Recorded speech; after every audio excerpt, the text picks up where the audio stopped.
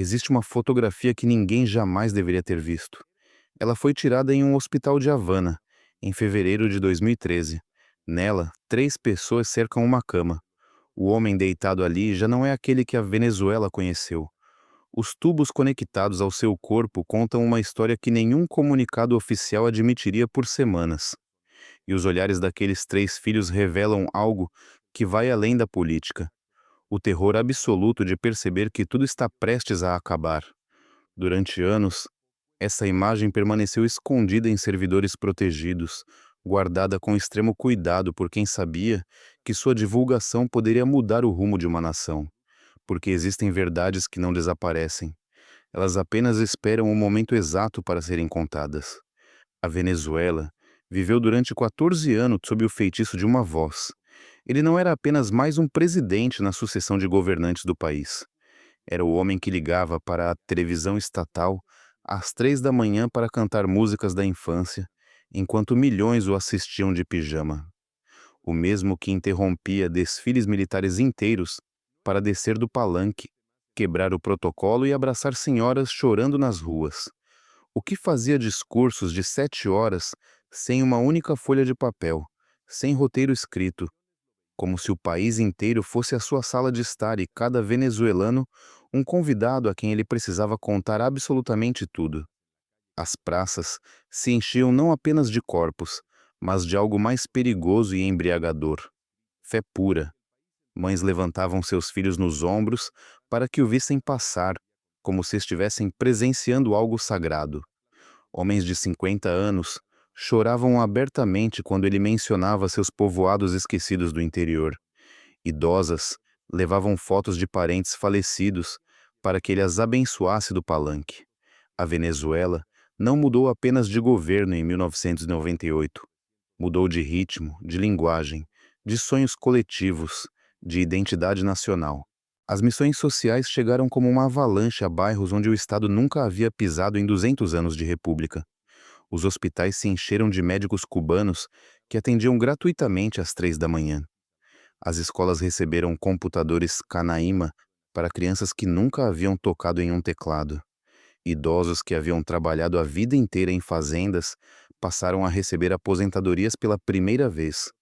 Os pobres, os esquecidos, os invisíveis de sempre, sentiram pela primeira vez que alguém realmente os enxergava, mas também começaram as expropriações que deixavam famílias inteiras na rua, os confrontos violentos em manifestações que terminavam com mortos, as cadeias nacionais obrigatórias que interrompiam a programação por horas para transmitir discursos presidenciais dos quais ninguém podia escapar. O país se partiu exatamente em 2 metades que deixaram de se falar, de compartilhar espaços, de se reconhecer como compatriotas. E no meio dessa divisão brutal, atrás dos muros vigiados de Miraflores, uma família aprendia as regras de um jogo que ninguém havia explicado e para o qual não existia manual de instruções. Porque ser filho do homem simultaneamente mais amado e mais odiado da Venezuela não vinha com qualquer preparação. A vida era profundamente estranha. Não luxuosa no sentido de palácios europeus com lustres de cristal, mas vigiada com uma intensidade claustrofóbica. Qualquer refeição em família podia ser interrompida violentamente por uma ligação de emergência nacional. Qualquer fim de semana planejado podia ser cancelado por uma crise diplomática com os Estados Unidos. Aniversários eram comemorados cercados por ministros suando em guaiabeiras e seguranças com fones de ouvido. Conversas familiares sobre assuntos cotidianos eram interrompidas abruptamente quando um assessor entrava, com documentos urgentes que exigiam assinatura imediata. E os filhos aprenderam algo que marcaria suas mentes para sempre. O pai deles não lhes pertencia de verdade. Ele pertencia à Venezuela, aos 22 milhões de pessoas que esperavam suas palavras todos os domingos no Alô Presidente. Eles só o tinham emprestado, em minutos roubados entre cadeias nacionais, em cafés da manhã apressados antes das reuniões de gabinete, em ligações noturnas quando ele estava viajando.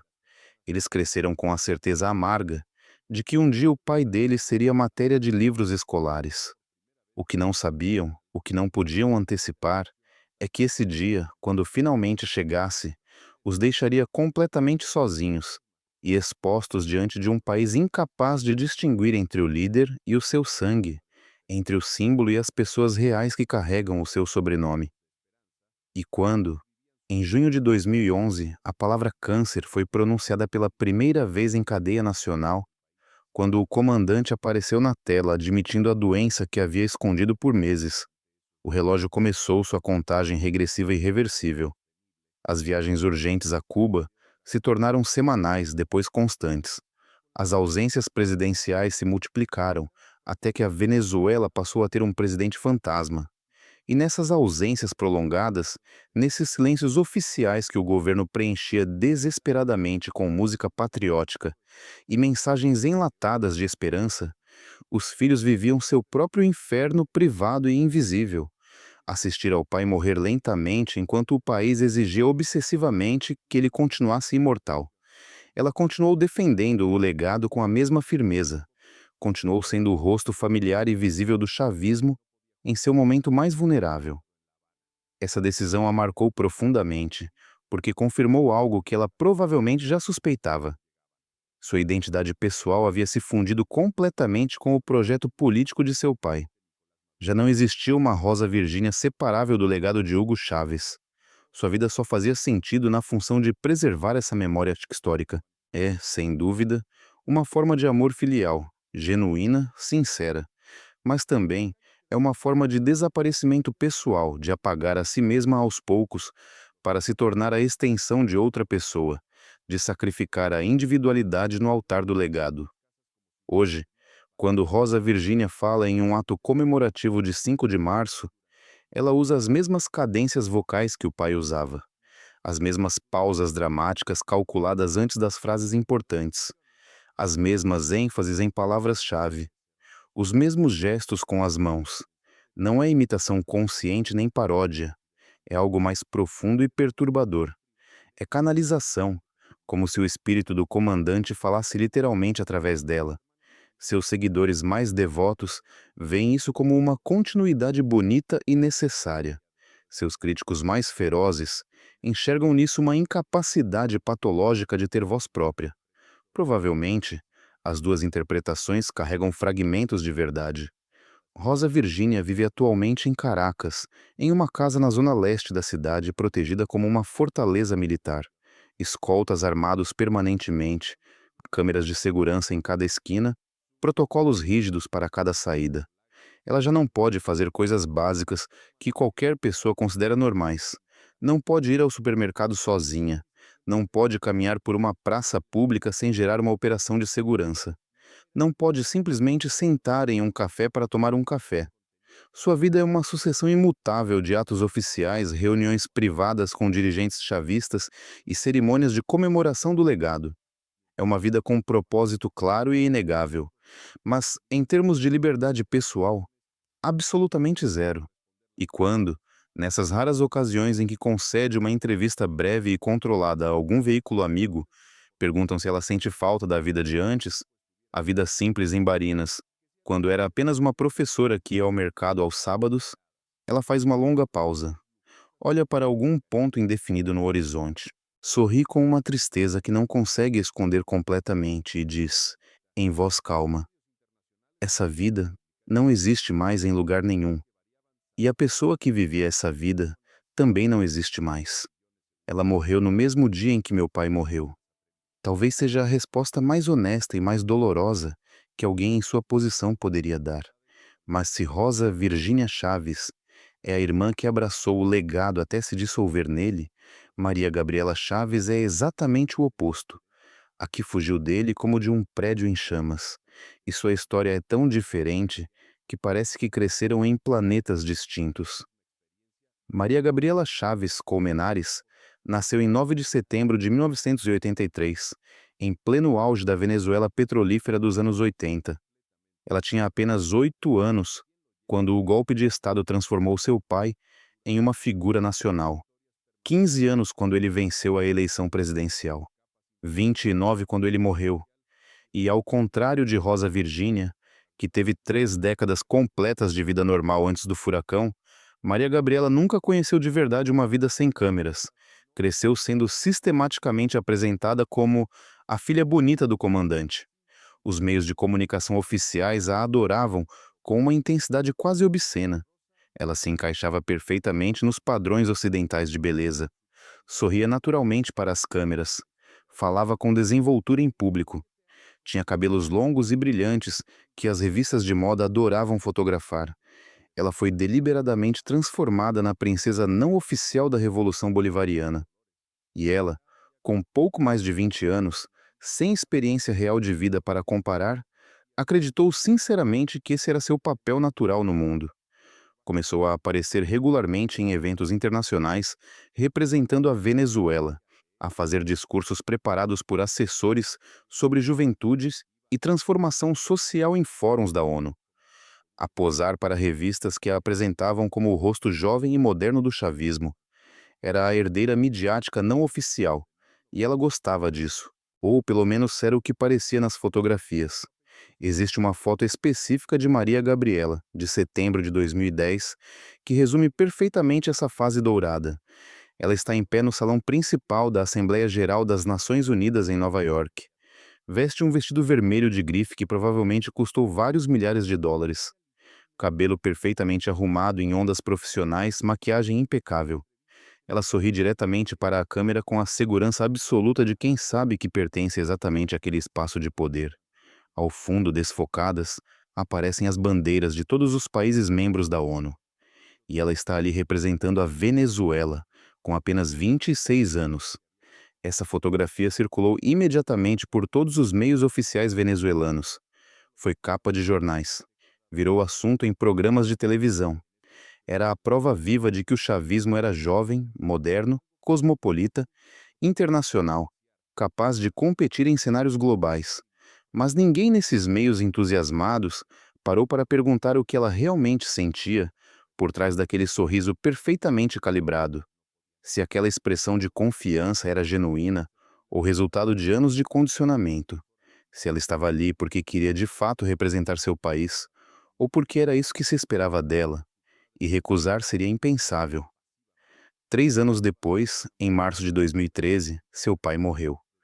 E apenas 2 meses depois de um luto que ela não teve tempo de processar, Maria Gabriela recebeu a nomeação oficial que gerou mais controvérsia midiática do que qualquer outra na história recente da diplomacia venezuelana.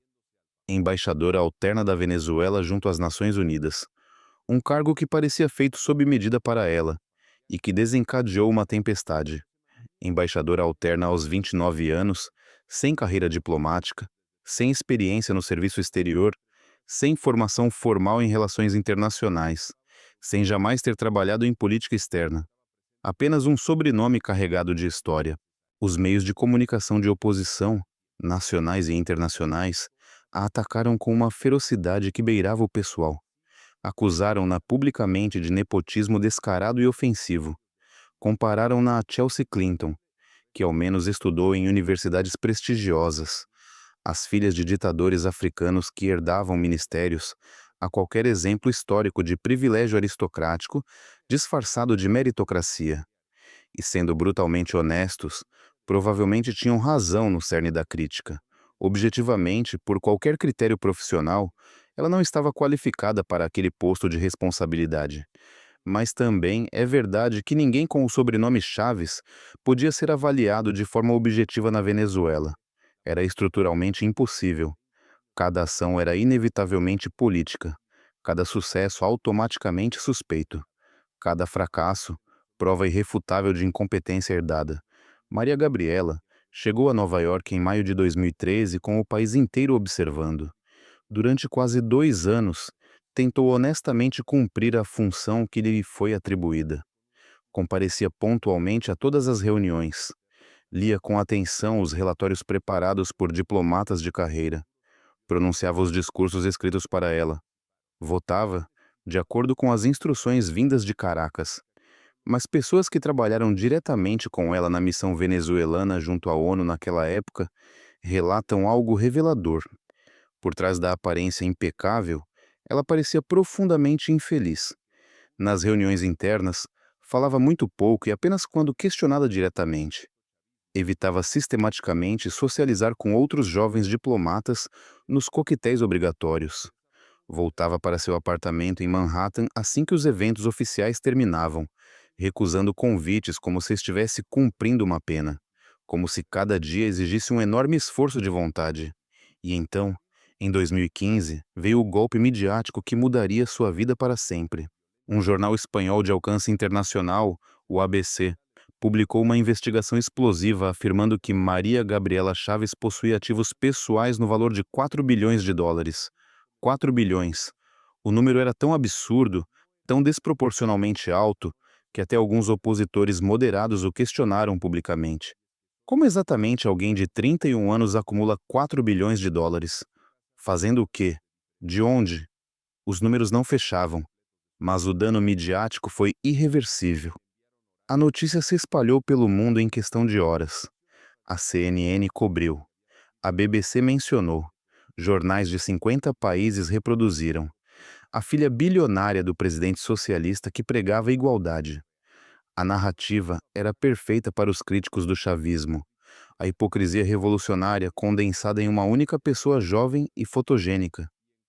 O governo venezuelano negou tudo com veemência. Maduro classificou pessoalmente a acusação como guerra midiática do imperialismo. A chancelaria ameaçou processos internacionais. Mas Maria Gabriela não disse absolutamente nada. Nenhuma palavra, nenhum comunicado, nenhuma entrevista. Silêncio total. E esse silêncio foi interpretado quase universalmente como culpa, como a incapacidade de defender o indefensável. O que poucos meios contaram, porque não era verificável, foi o que teria acontecido em privado durante aquelas semanas. Circulam relatos em círculos diplomáticos, testemunhos indiretos, rumores entre pessoas que trabalharam na ONU. Dizem que Maria Gabriela teve uma crise nervosa grave, que deixou de ir completamente à missão, que passou 3 semanas trancada em seu apartamento, que ligava para a família na Venezuela chorando de forma incontrolável, dizendo que não aguentava mais, que a pressão era insuportável, que cada vez que saía para comprar leite, sentia que todos na rua a olhavam como se fosse uma ladra. Verdade ou exagero, impossível confirmar. Mas o que é certo é que ela desapareceu do cenário público. Renunciou ao cargo diplomático sem anúncio oficial formal. Deixou Nova York sem se despedir dos colegas e iniciou uma vida nômade entre a Europa e o Caribe. Madrid por 6 meses, Paris por 4, Dubai por um tempo. Cidades grandes onde ninguém conhece de fato a história venezuelana. Onde o sobrenome Chaves não significa nada para o cidadão comum. Onde ela pode sentar em um café sem ser reconhecida. Hoje, em 2025, Maria Gabriela Chaves tem 42 anos e literalmente ninguém sabe com certeza onde ela está vivendo. Há avistamentos ocasionais não confirmados. Alguém jura tê-la visto em um restaurante de luxo em Barcelona no ano passado. Outro afirma que ela vive permanentemente em uma ilha privada no Caribe sob nome falso. Alguns até especulam que esteja em Miami com uma identidade completamente nova. Sua conta no Instagram, que um dia teve 2 milhões de seguidores ativos, está completamente inativa desde 2016. Sua última postagem pública foi uma fotografia artística de uma praia completamente vazia ao pôr do sol. Sem pessoas, sem legenda, sem hashtags, sem localização. Apenas areia dourada e oceano infinito. Como uma mensagem subliminar desesperada. Deixem-me desaparecer em paz. E a Venezuela a deixou ir. Ela não é mais manchete, não gera mais grandes títulos. Tornou-se um fantasma da própria história, a herdeira simbólica que rejeitou a herança, a princesa que fugiu do reino envenenado. Mas há algo que provavelmente ainda a persegue psicologicamente, onde quer que esteja escondida. A pergunta sem resposta sobre se os 4 bilhões de dólares eram reais ou inventados. Se essa suposta fortuna realmente existe em alguma conta, ou se foi uma invenção midiática cruel. E a verdade brutal é que provavelmente nunca saberemos com certeza absoluta, porque ela escolheu conscientemente o silêncio como estratégia de sobrevivência. E no caso dela, o silêncio era a única forma possível de sobrevivência psicológica sem se destruir completamente. Mas talvez a história mais fascinante de todas, a mais inesperada e subversiva, seja a de Hugo Rafael Chaves Colmenares, porque enquanto suas duas irmãs lidavam com o legado de formas radicalmente opostas, ele fez algo que ninguém previa. Decidiu que o legado não precisava defini-lo. Hugo Rafael nasceu em 9 de setembro de 1983, exatamente no mesmo dia que Maria Gabriela. Eles são gêmeos, embora quase ninguém fale disso publicamente, porque esse fato desmonta essa narrativa midiática construída em torno de cada um. E desde a infância, mais cedo, foram completamente diferentes, como se a natureza os tivesse projetado para serem opostos perfeitos. Enquanto Maria Gabriela buscava instintivamente as câmeras como flores em direção ao sol, Hugo Rafael as evitava como um vampiro evita uma luz. Enquanto ela gostava genuinamente de eventos oficiais cheios de gente, ele se escondia no quarto com qualquer desculpa. Enquanto ela desenvolvia habilidades sociais para navegar no mundo do poder, ele desenvolvia habilidades esportivas para escapar completamente desse mundo. Há uma anedota específica de 2001 que revela tudo sobre Hugo Rafael. Chávez organizou um grande evento nos jardins de Miraflores para comemorar os 18 anos dos filhos gêmeos, a maioridade legal na Venezuela. Convidou centenas de pessoas, ministros com suas esposas, deputados do MBR, artistas chavistas famosos. Havia um enorme palco com sistema de som profissional, música ao vivo de uma orquestra contratada, buffet luxuoso para 500 pessoas, luzes coloridas iluminando as árvores. Era um evento de estado disfarçado de festa familiar. Maria Gabriela estava radiante. Dançava salsa com ministros que tinham o triplo da sua idade, cumprimentava cada convidado com entusiasmo, posava sorridente para centenas de fotos. Era o momento dela, e ela sabia disso. Hugo Rafael chegou exatamente às 8 da noite quando a festa começava, vestindo roupas esportivas informais que contrastavam com os ternos dos demais. Cumprimentou o pai com um abraço rápido, deu um beijo na irmã, comeu um prato de comida em pé num canto afastado e às 8h30 foi embora sem se despedir de mais ninguém.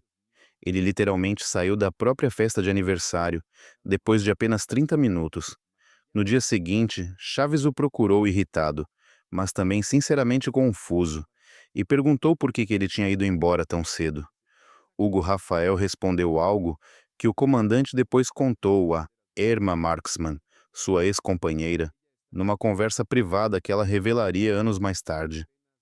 Pai, com todo respeito, aquela não era a minha festa de aniversário. Era o seu evento político. Eu não pedi nada disso. Eu só queria comer pizza com 5 amigos de verdade e assistir a um filme. Mas você organizou um circo midiático com ministros bêbados que nem sabem meu nome completo. Essa resposta brutal resume toda a vida de Hugo Rafael em uma única frase. Ele nunca quis fazer parte do espetáculo e conseguiu algo que, em retrospecto, parece quase impossível: tornar-se praticamente invisível carregando um dos sobrenomes mais visíveis, mais fotografados e mais analisados da Venezuela. Como ele fez isso? Com uma disciplina obsessiva quase monástica. Em 25 anos de vida pública intensa de seu pai, ele não concedeu uma única entrevista gravada. Nenhuma. Jornalistas tentaram centenas de vezes. Ofereceram dinheiro, controle editorial total. Prometeram falar apenas de esporte. Hugo Rafael recusou tudo com um simples "não, obrigado", educado, mas firme.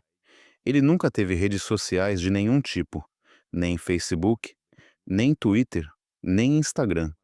Zero presença digital verificável. Ele nunca frequentou eventos políticos do governo, a menos que fossem obrigações familiares absolutamente inevitáveis, como casamentos ou funerais. E quando comparecia a esses eventos inevitáveis, tinha uma técnica aperfeiçoada. Ficava sempre na última fila, evitava contato visual com câmeras e ia embora, assim que a cortesia mínima permitia. Sua estratégia de vida era simples, mas extremamente eficaz: ser tão entediante para a mídia que os jornalistas desistissem de procurá-lo por falta de material. E funcionou perfeitamente.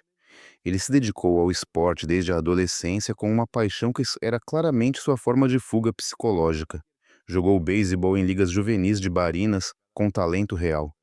Não era um atleta extraordinário para chegar às grandes ligas, mas era sólido, confiável tecnicamente correto. Depois, se interessou pelo futebol, quando a Venezuela começou a investir nesse esporte e acabou encontrando sua verdadeira vocação: ensinar esporte a crianças de comunidades pobres. Trabalhou silenciosamente durante anos em programas de beisebol juvenil em Barinas, organizados pela governadoria. Dirigiu uma liga local de futebol para crianças de bairros marginalizados. Treinava pessoalmente equipes de crianças entre 10 e 12 anos. Era sua forma de contribuir socialmente sem se tornar figura pública, sem discursos, sem fotos oficiais, sem usar o sobrenome como credencial.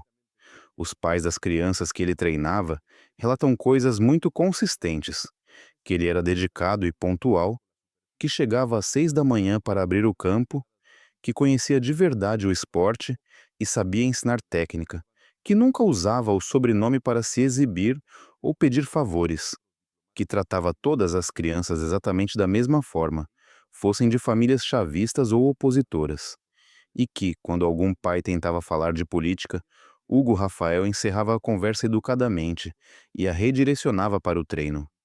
Quando seu pai foi diagnosticado com câncer em 2011 e começou o declínio final, Hugo Rafael não fez parte do círculo íntimo que administrava informações médicas privilegiadas. Não participou das reuniões familiares em que se decidia o que revelar publicamente. Não viajou a Cuba para as visitas hospitalares que suas irmãs faziam. Manteve-se focado em seu trabalho esportivo em Barinas, em sua vida pessoal longe de Caracas, tentando preservar alguma normalidade enquanto o país inteiro entrava em pânico. Alguns o criticaram por isso. Disseram que ele era insensível, que abandonava o pai no momento mais difícil. Mas quem o conhece bem diz que ele simplesmente não conseguia lidar emocionalmente com estar no centro daquele drama, que processava a dor de forma privada, que sua maneira de honrar o pai era continuar fazendo o trabalho que dava sentido à sua vida. A morte de seu pai, em 5 de março de 2013, o atingiu profundamente, mas de forma completamente privada e invisível. Ele não fez discursos públicos de luto. Não apareceu chorando na televisão.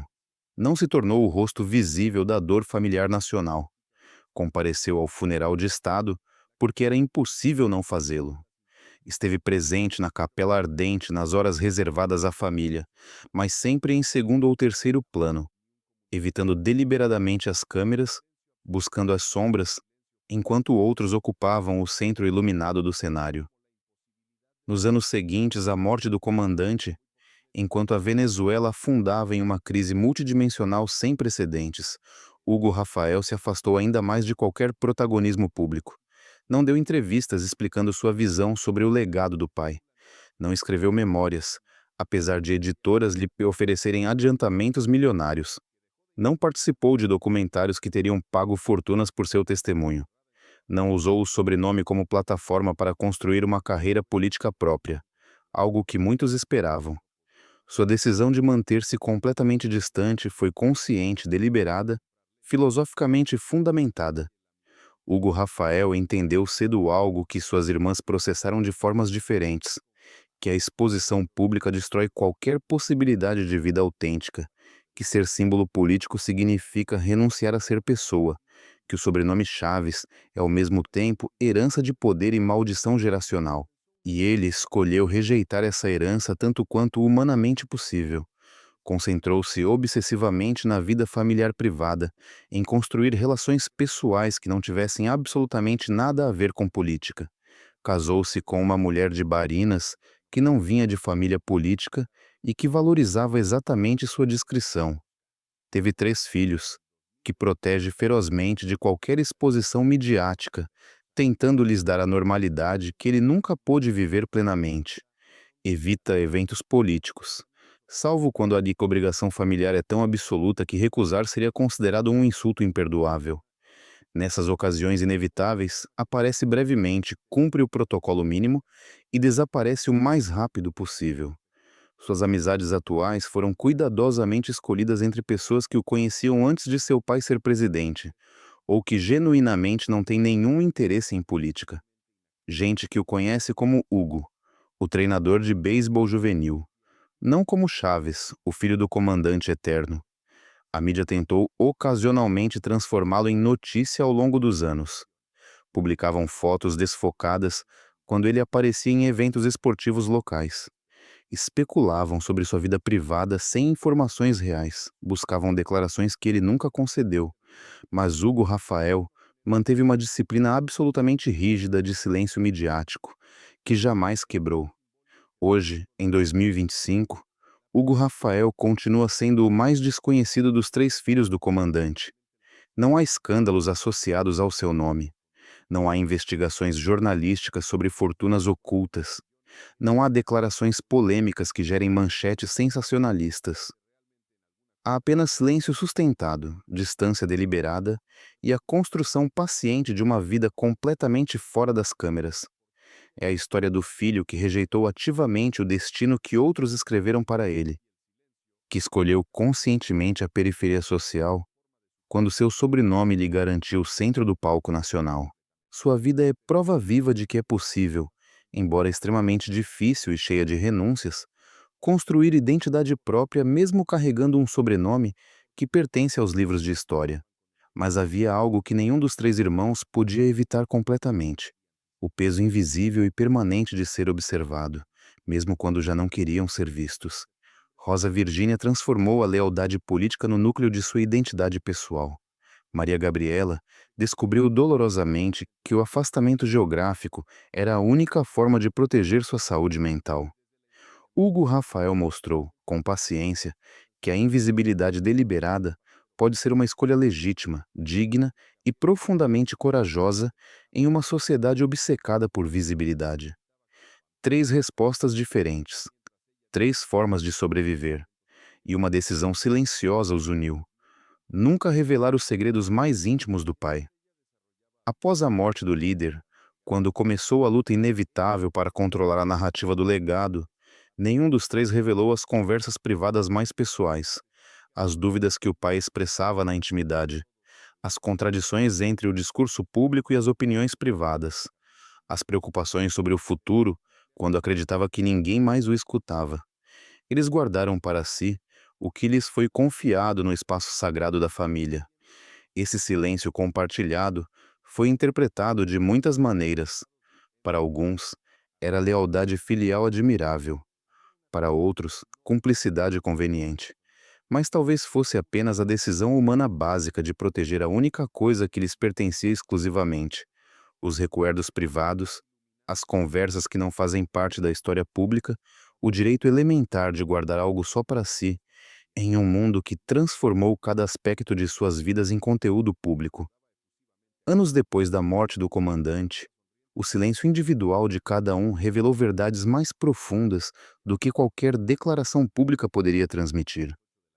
Rosa Virgínia mostrou que a coerência ideológica tem valor, mesmo quando é controversa. Maria Gabriela mostrou que reconhecer os próprios limites emocionais é uma forma de força, não de fraqueza. Hugo Rafael provou que a invisibilidade deliberada pode ser uma escolha legítima e corajosa.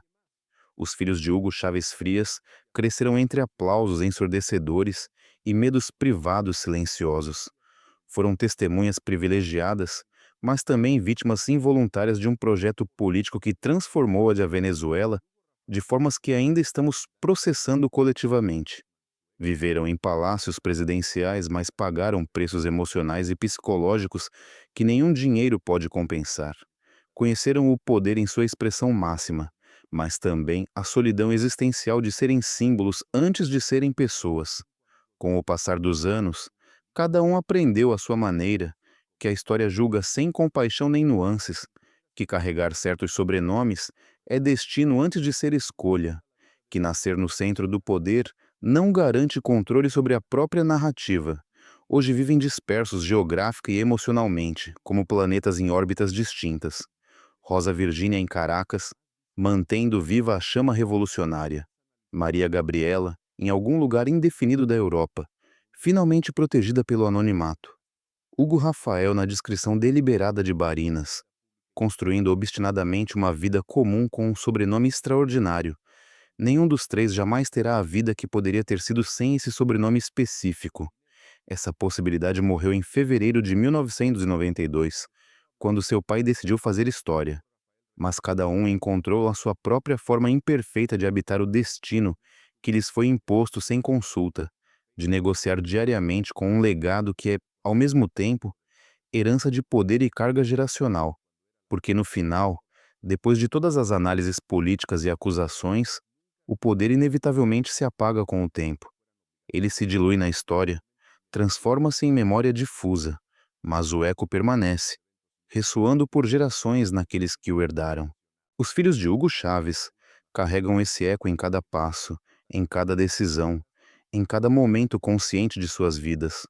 É sua herança e seu fardo, seu privilégio e sua condenação, sua história e seu destino inevitável. Se você acredita que ainda existem verdades enterradas nas sombras do poder, histórias profundamente humanas que transcendem ideologias simplificadoras, inscreva-se agora. O que vem nos próximos vídeos também foi silenciado por anos, por razões que você vai entender. São histórias de pessoas reais vivendo circunstâncias extraordinárias, e todas merecem ser contadas, não a partir do ódio, não da adoração cega, mas da curiosidade genuína de entender o que significa ser humano quando o mundo te transforma em símbolo.